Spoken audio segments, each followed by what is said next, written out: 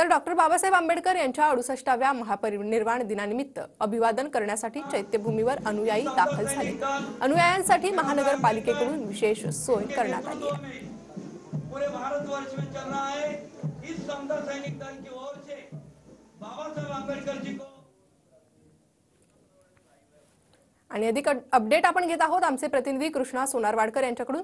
कृष्णा, भारतीय बौद्ध धर्माचे पुनरुज्जीवन तसंच देशाच्या विविध क्षेत्रात प्रणित आपण पाहतोय की भारतरत्न डॉक्टर बाबासाहेब आंबेडकर यांच्या 68वा महापरिनिर्वाण दिन त्यांचा आहे आणि त्यासाठी देशभरातून अनुयायी हे दरवर्षीप्रमाणे मुंबईमध्ये दाखल झालेले आहेत। चैत्यभूमी परिसरामध्ये रांगेच्या माध्यमातून अभिवादन करतायत आणि मुंबई महानगरपालिकेच्या माध्यमातून दरवर्षीप्रमाणे यंदा सुद्धा तयारी केली गेली असल्याचं पाहायला मिळतं आहे।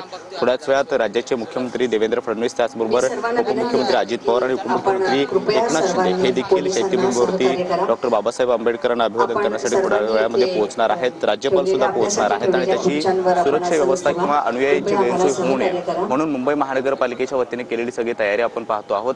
नेते, वेगवेगळ्या क्षेत्रातील मान्यवर सुद्धा चैत्यभूमीवरती दरवर्षीप्रमाणे आज या ठिकाणी पोहोचणार आहेत आणि त्याच पद्धतीनं सुरक्षा व्यवस्था सुद्धा या ठिकाणी चोखपणे ठेवण्यात आलेली आहे। त्याचबरोबर मुंबई महानगरपालिकेची सगळी यंत्रणा जी आहे ती आजच्या दिवसासाठी मागच्या काही दिवसापासून या सगळ्या परिसरामध्ये काम करत असते। जे अनुयायी मोठ्या संख्येने या ठिकाणी येत असतात त्यांच्या राहण्याची सोय ही शिवाजी पार्क परिसरामध्ये शिवाय आसपासच्या काही शाळांमध्ये करण्यात येते। त्याचबरोबर अभिवादन करताना कुठलीही गैरसोय होऊ नये यासाठी सुद्धा सगळ्या अनुयायांना रांगेत उभं राहून दर्शन घेता यावं यासाठी सुद्धा तशा पद्धतीची व्यवस्था करण्यात येते। आणि आता आपण पाहतोय की मुंबई महानगरपालिकेचे जे काय आयुक्त आहेत, त्याचबरोबर मुंबई पोलीस आयुक्त आहेत, सह पोलीस आयुक्त आहेत, हे सगळे वरिष्ठ अधिकारी जे आहेत प्रशासनातले ते सुद्धा आता या ठिकाणी पोहोचलेले आहेत। थोड्याच वेळामध्ये उपमुख्यमंत्री अजित पवार हे देखील या ठिकाणी अभिवादनासाठी पोहोचणार आहेत आणि राज्यपाल त्यानंतर जवळपास 8च्या सुमारास येतील।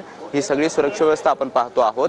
चैत्यभूमीच्या अगदी बाजूलाच आपण पाहतो की दरवर्षीप्रमाणे मुंबई महानगरपालिकेच्या वतीने एक व्यासपीठ बनवण्यात आलेलं आहे। तिथे राज्यपाल, त्याचबरोबर मुख्यमंत्री आणि उपमुख्यमंत्री यांचं तिथे येतील, तिथे बसतील आणि त्यानंतर दरवर्षीप्रमाणे त्यांची काही भाषणं होतील। मात्र हा सगळा दरवर्षीप्रमाणे या वर्षी सुद्धा मुंबई महानगरपालिकेच्या वतीने ही सगळी व्यवस्था केली गेली असल्याचं पाहायला मिळतं आहे। लाखोंच्या संख्येनं दरवर्षी अनुयायी या ठिकाणी येत असतात। डॉक्टर बाबासाहेब आंबेडकर यांच्यावरती प्रेम करणारी जनता मोठ्या प्रमाणामध्ये मुंबईच्या शिवाजी पार्क परिसरामध्ये येत असते आणि चैत्यभूमीवरती जाऊन अभिवादन करत असते आणि त्याच पद्धतीची व्यवस्था यावर्षी सुद्धा करण्यात आलेली आहे।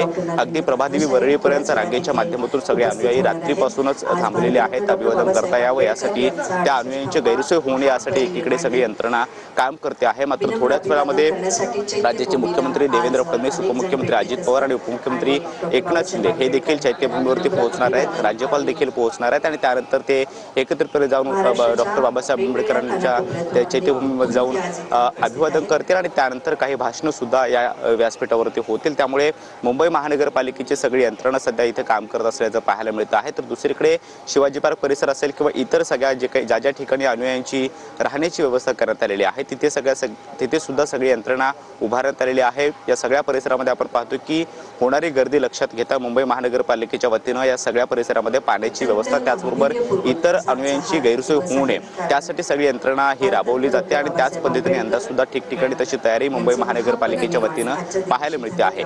वरिष्ठ अधिकारी प्रशासनातले सगळे दाखल झालेले आहेत। थोड्याच वेळामध्ये उपमुख्यमंत्री अजित पवार हे या ठिकाणी करण्यात आली आहे। कृष्णा, धन्यवाद या सविस्तर माहितीसाठी।